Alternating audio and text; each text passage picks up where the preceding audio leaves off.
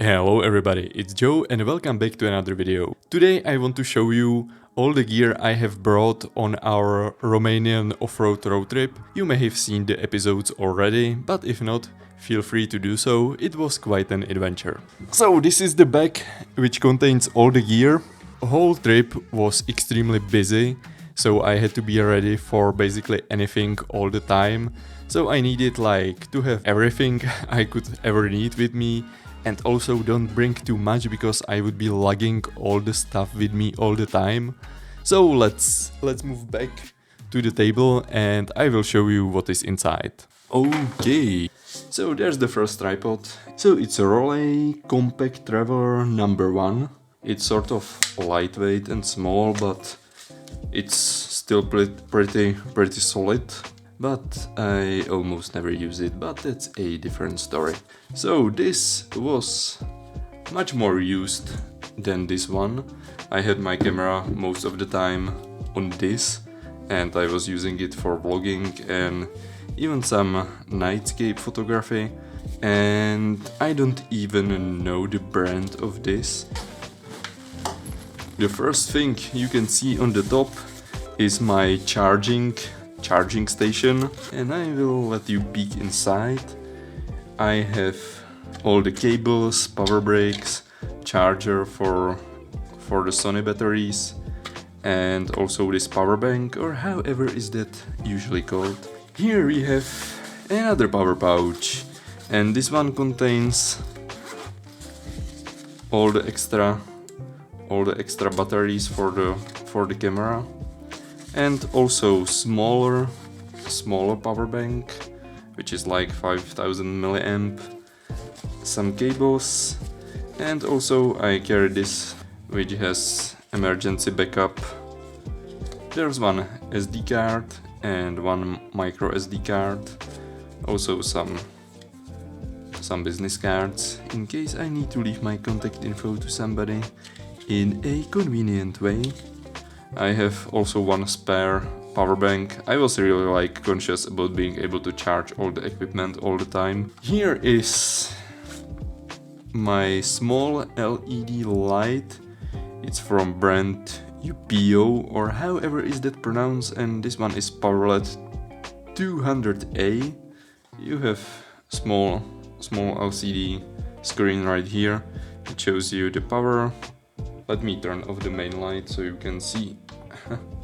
So this is the 3200 Kelvin and we are at 1% power.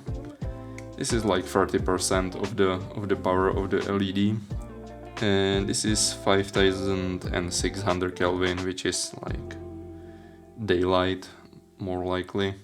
And you can also use it as power bank, so in a pitch you can charge your stuff with this. I didn't use it much for recording, but I used it around the camp quite a lot, and it is able to light the whole camp if you really need to, so that's really handy. The only thing I'm missing is some form of diffusion. This diffusion is not enough, so I'm thinking about putting something together which I can put on top of this to make the light a little bit softer in case I need it. So that might be some project for the future. So this is the main camera I have used on the whole trip. It's Sony A6400, as you can see probably somewhere around there. And the main lens I have used is Sony 10-18 f4 OSS, as in stabilized. And I have a variable ND filter on top of the lens, so I can keep the shutter at some reasonable levels during the day. And the trusty Rode VideoMicro. And I am using an L plate, well, basically half of the L plate, so I can put the camera directly on the tripod without the Arca Swiss mount. And it's a little bit better in the hand because the A6400 is a really small camera for anybody with hands. And I'm also using this little thingy so I can put the microphone away from the center part of the camera because the screen opens up this way. So that's unfortunate, but the plus side of this, it fits nicely with the microphone in the backpack like this. So that's that. This was the wildlife lens of choice.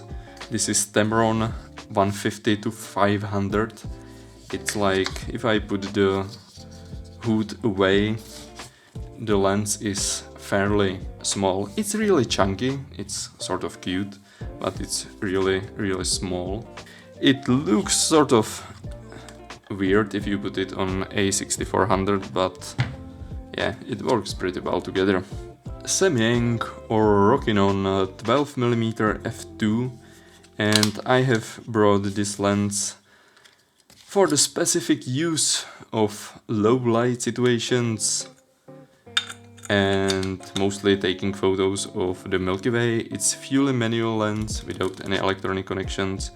And this is Sony 18-105 f4 lens. It also has variable ND filter on the top.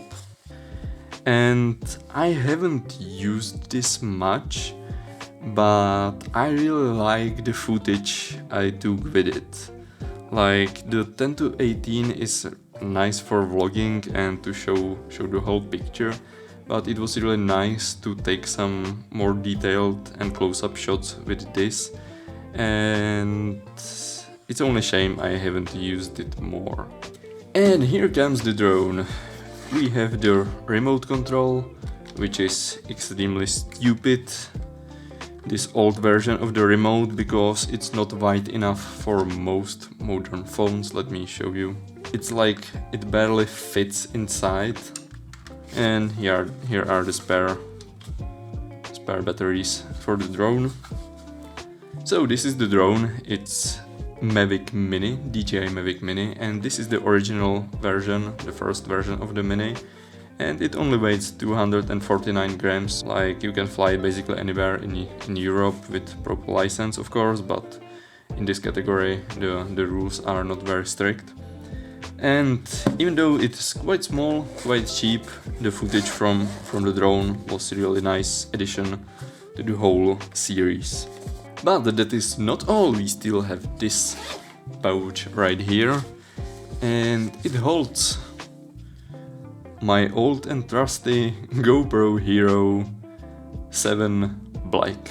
And here are the batteries and the charger for the batteries. This is the second secure pouch for SD cards. It opens up like this. You can put your micro SD cards, and on top of them you can put SD cards. So you can fit like 8 micro SD cards and 8 SD cards.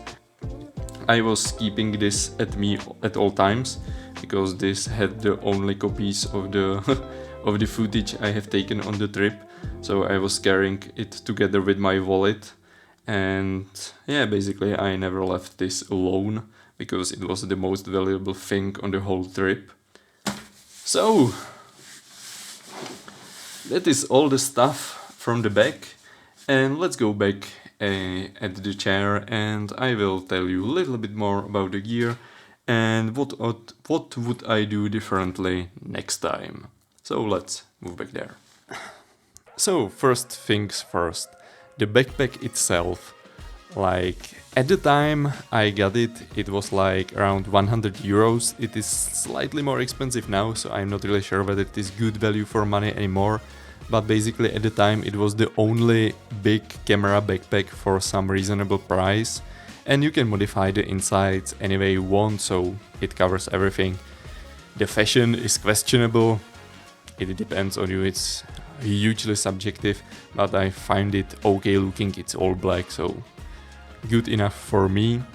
But maybe the only issue is that the backpack may have been a little bit too big. Like, I'm not exactly short, I am something over 180 centimeters, but when I'm carrying this backpack on me, I sort of feel like a Ninja Turtle, so let me show you.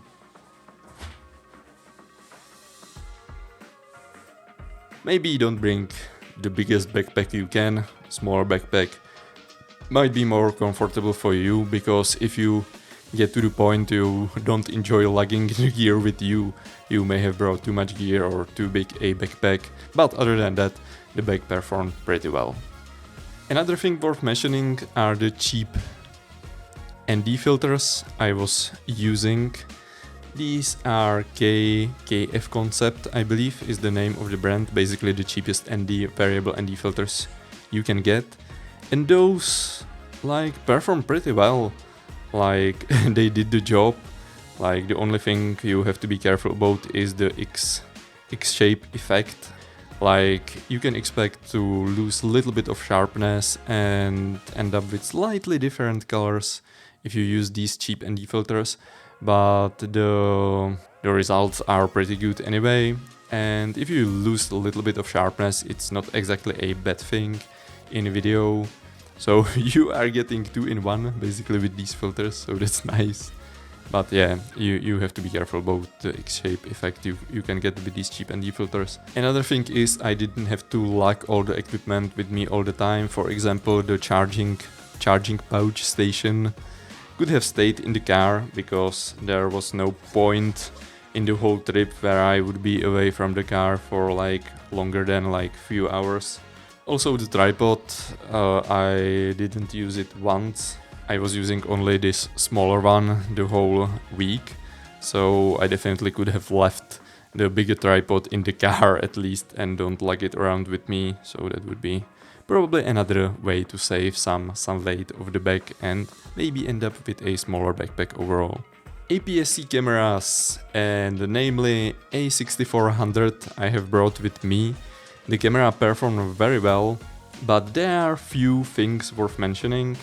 This trip was my first vlogging experience or intensive vlogging experience. The overall package was extremely small, so it was really convenient to vlog with this, but I basically had to lug another lens with me the whole trip. So I was carrying also the Rokinon or Samyang 12 f2 with me for a low light situation, and this is a completely manual lens. So if I went with a full frame camera, I could have just bring my 17-28 f2.8 and I would basically cover these two lenses in one lens. So at that point it's questionable whether I'm really gaining by bringing a smaller APS-C, especially when you consider I could have brought the A7C, which is basically the same form factor as this one basically. So I didn't save that much on space by bringing the APS-C. One thing I have overestimated on the trip is the ability of stabilized lenses and cameras to handle all the shake I can generate while I vlog, because I have realized I move around a lot when I vlog, and that's like something the stabilized lenses and cameras can't handle. So I probably should have brought a gimbal, or I should have used more stationary shots for vlogging, because I ended up with tons of shaky footage, which was a nightmare to edit and stabilize in post. Regarding the stabilization, this thing. The GoPro Hero 7 was quite a surprise. I had this camera for a few years already, but I haven't used it much except from some underwater footage from snorkeling, which was great. And I also droned the camera about 3 times, like there was literally water inside. I had to pour out and the thing still works, so that's amazing performance. But the footage from this is so stable. Like I have recorded a lot from a moving car, and this completely blew the APS-C camera. Like stabilization of the lens is nowhere near what the Hypersmooth can do, or however is that called in GoPro. Like the footage, yeah, maybe there was some loss in quality in the footage, but the stabilization was so good it made up for that. So definitely nice surprise, the GoPro Hero 7 older version, but still works pretty well.